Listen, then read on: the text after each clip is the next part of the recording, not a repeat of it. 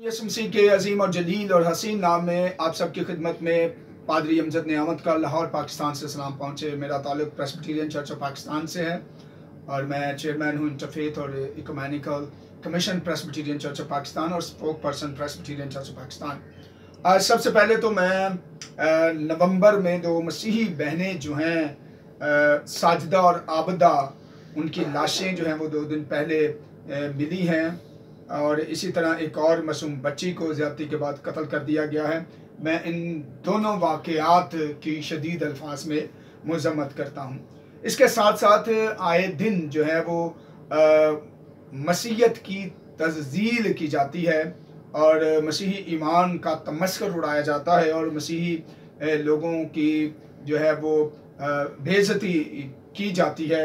मैं उन तमाम वाक़यात की भी पुरज़ोर अल्फाज में मज़म्मत करता हूँ। गुज़श्ता चंद दिनों से मौलाना अब्दुल मन्नान जिनका ताल्लुक़ फैसलाबाद से है, उन्होंने और फिर एक और मुफ्ती नसीर अहमद साहब हैं, उन्होंने क्रिसमस के मौजू पर जो है वो गुफ्तगू करते हुए बड़ी ही घटिया गुफ्तगू की है, बड़ी ही बेइज्जती और शर पसंद जो है वो तकरीर की है।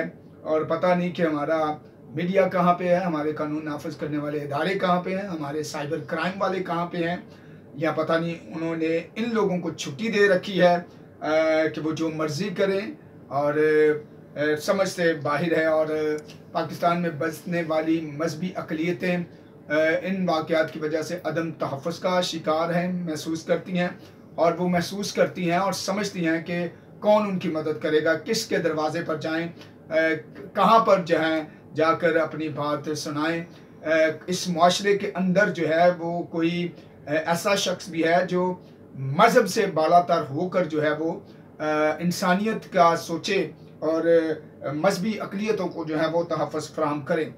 आईने पाकिस्तान में जो है वो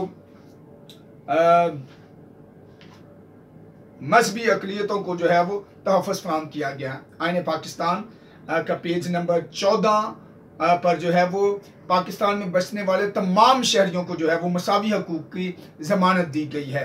और उसके बाद पेज नंबर 17 पर जो है वो अक़लियतों के तहफ़्फ़ुज़, मजहबी अक़लियतों को तहफ़्फ़ुज़ की यकीन दहानी जो है वो करवाई गई है। और इसी तरह जो है वो कायद-ए-आज़म मोहम्मद अली जिन्ना बानी पाकिस्तान ने 11 अगस्त 1947 को एक नायाब तकरीर फरमाई जिसका मतन ख़ास ये है: आप सब आज़ाद हैं अपनी मस्जिदों में जाने के लिए, अपने मंदिरों में जाने के लिए, किसी भी इबादत गाह में जाने के लिए। आपका ताल्लुक़ किसी भी मज़हब, ज़ात, अकीदे से हो, रियासत का इससे कोई सरोकार नहीं। मज़हब हर फ़र्द का ज़ाती मामला है। रियासत के लिए हर मज़हब के लोग बराबर के शहरी होंगे। ये बानी पाकिस्तान की 11 अगस्त की तारीख साज जो है वो तकरीर है, जिसे हमेशा जो है वो नज़रअंदाज किया जाता है। और इस तरह के इंतहा पसंद मौलवी हजरात जो हैं वो कम इल्मी के बायस जो है उनको कायद-ए-आज़म की ये तकरीर जो है वो पहुँचानी चाहिए, उनको समझनी चाहिए। मैंने मियाँ अब्दुल मन्नान की भी गुफ्तगू सुनी है और इस मुफ्ती नसीर अहमद की भी। इन दोनों मौलवी हजरात से मैं दरख्वास्त करना चाहता हूँ, मौलाना साहब, जिस चक्की का आटा आप खाते हैं उसी चक्की का आटा जो है वो मसीही लोग भी खाते हैं। जिस मुआशरे में आपने परवरिश पाई है उसी मुआशरे में हमने भी परवरिश पाई है। बातें करनी हमें भी आती हैं, जज्बात हमारे भी हैं, इल्म हमारे पास भी है, पढ़ना हमें भी आता है। 4 किताबें आपने पढ़ी हैं, 4 किताबें हमें भी पढ़नी आती हैं, पढ़ी हैं हमने, और हमें भी सवाल करना आता है। लेकिन हम मुआशरे में अमन चाहते हैं और इसलिए हमने जो है वो कभी किसी के अकीदे पे बात नहीं की है। लेकिन हद कर दी है आपने। आप अपनी कद, हद और औकात से बढ़कर बातें कर रहे हैं और आपको ये सोचना है। अब मैं कुछ मजहबी बातें तो नहीं करूँगा इस वक्त, लेकिन मैं एक बात मसीही कौम को बताना चाहता हूँ। अब वक्त है इकट्ठे होने का, अब वक्त है सोचने का, अब वक्त है कोई लाहे अमल इख्तियार करने का। सिर्फ बातों से बात नहीं बनेगी, सिर्फ मजम्मत करने से बात नहीं बनेगी, हमें सोचना है। अब जहाँ तक आपने मौलाना अब्दुल मन्नान साहब बड़ी बातें की हैं, आप सदियों से हम ये भी सुनते आए हैं कि बाइबल मुक़द्दस जो है वो तब्दील हो चुकी है और शर्म कमी है, आपकी शर्म आपको आती नहीं, उसी बाइबल मुकद्दस में जो है वो आप पैगम्बर इस्लाम की नबूवत के जो है वो हवाले ढूंढने शुरू कर देते हैं और दावे भी करते हैं। आप मुझे ये बताएं कि अगर अगर अगर आपके कहने के मुताबिक बाइबल मुकद्दस तहरीफ हो गई है, तब्दील हो गई है, तो उन लोगों को आपके जो हवाले आप ढूंढते हैं उन हवालों को निकालने की अकल नहीं थी उनके अंदर। लेकिन मैं आपको बताना चाहता हूँ, ये आपका ड्रामा है, ये आपकी जो है वो हमेशा से ही इल्ज़ाम तराशी है, जिसका कई हमारे मजहबी स्कॉलर्स ने जवाब भी दिया है, लेकिन आपको जो है वो ना अकल है ना शर्म है। और पता नहीं, अब मैं अपने आप को जब्त करके बड़े अदब से ये कहना चाहता हूँ कि होश के नाहुन लें, ठीक है।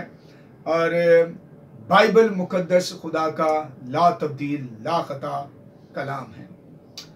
मैं आपको अब पाकिस्तानी मसीहियों को और दुनिया भर के मसीहियों को ये बताना चाहता हूँ कि ये अक्सर जो इल्ज़ाम लगाते हैं कि बाइबल मुकद्दस तहरीफ हो चुकी है, तब्दील हो चुकी है, उसकी बुनियादी वजह यह है कि बाइबल मुकद्दस में खुदावन यीशु मसीह को खुदा का बेटा कहा गया है। और याद रहे कि खुदा का बेटा खुदा ने कहा है, खुदा के फरिश्तों ने कहा है, अंबिया किराम ने कहा है, और खुदावन यीशु मसीह ने अपनी ज़ात, कौल, फेर और तालीम से साबित किया है कि वो खुदा के बेटे हैं। आप लोग जब हम खुदावन यीशु मसीह, और ये हमारा ईमान है, इसके बगैर हमारा ईमान मुकम्मल नहीं है, ये हम एलानिया कहते हैं बाइबल मुकद्दस के मुताबिक खुदावन यीशु मसीह खुदा का इकलौता बेटा है, जो बड़ी नौ इंसान के गुनाहों की माफ़ी के लिए मुकद्दसा मरियम के बतने अतर से पैदा हुए, फिर सलीब पर अपनी जान दी, और उन्होंने अपने खून से, अपने गुनाह, अपने कफ़ारे से गुनहगार इंसानों का जो है वो कफ़ारा दिया है, उनके गुनाहों की माफ़ी का इंतज़ाम फरमाया है। ये हमारा ईमान है, इसके बगैर हमारा ईमान जो है वो मुकम्मल नहीं है। और आप इसलिए तहरीफ का इल्ज़ाम लगाते हैं क्योंकि बाइबल मुकद्दस में खुदा यीशु मसीह की लासानी पैदाइश, उनके मौजज़ात, उनकी कुदरत, उनका अख्तियार, उनका मुर्दों में से जी उठना, उनका आसमान पर जिंदा उठाया जाना, उनका वापस आना, कलीसिया को लेने और दुनिया का इंसाफ करना, ये सब ऐसी तालीमात हैं जिससे आपको तकलीफ पहुंचती है, चूँकि खुदावन यीशु मसीह जैसी हस्ती पूरी दुनिया में है ही नहीं। और आप जो है वो खुदावन यीशु मसीह को एक आम इंसान साबित करने की नाकाम कोशिश हमेशा करते रहे हैं, कभी कामयाब नहीं होंगे। खुदावन यीशु मसीह जो है वो खुदा के इकलौते बेटे हैं। अब मैं आपको बड़ी मुख्तसार के साथ ये बताना चाहता हूँ, जब हम खुदावन यीशु मसीह को खुदा का बेटा कहते हैं तो आपके जहन में फौरन एक ही तस्वर आता है, और वो ये है कि जब तक मियाँ और बीवी रिश्ता इकट्ठे ना हो, जिनसी ताल्लुक ना, उस वक्त तक औलाद हो ही नहीं सकती। ये है आपकी अकल, और यहाँ तक आपकी अकल आती है और यहाँ से आगे जाती ही नहीं है। और मैं समझता हूँ कि आपके जहनों में गंद के सिवा और कुछ भरा हुआ है, और नाउज़ बिल्लाह हम कभी भी इस तरह का कॉन्सेप्ट नहीं कहते। आप हमारे अकीदे को हमारी ज़ुबान से समझने के लिए कभी आपके पास वक्त ही नहीं है, और ना ही आप उसको समझना चाहते हैं।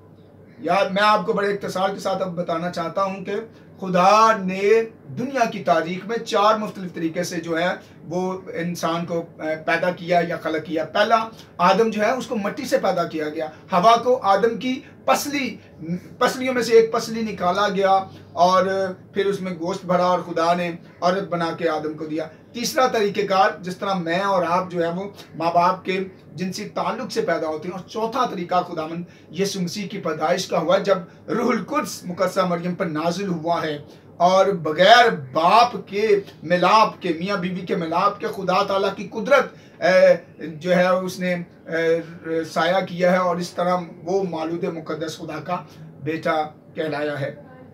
ये और मेरा खुदा जो है वो नामुमकिनात का खुदा, ये 4 तरीक़ेकार से खुदा ने कायनात में इंसानों को पैदा किया। और भी खुदा जो है वो तरीका अपना सकते हैं। मेरा खुदा जो है वो ला कुदरत, ताकत और इख्तियार का मालिक है। हम उसको महदूद ना करें अपने कम इल्म की वजह से। सो मसीही बहन भाई जो हैं वो हौसला रखें।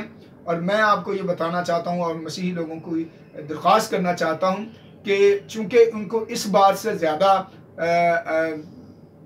इतराज़ करते हैं और तकलीफ़ होती है, और ये हमारे ईमान का बुनियादी हिस्सा है, आए हम मसीही आज से इस बात का इयादा करें और अपने सोशल मीडिया पर खुदावंद यीशु मसीह के बेटे होने की जो आयात है उनको तहरीर करें, ताकि अपने मसीही ईमान का जो है वो इयादा करें और बताएं दुनिया को कि खुदावंद यीशु मसीह खुदा का बेटा है।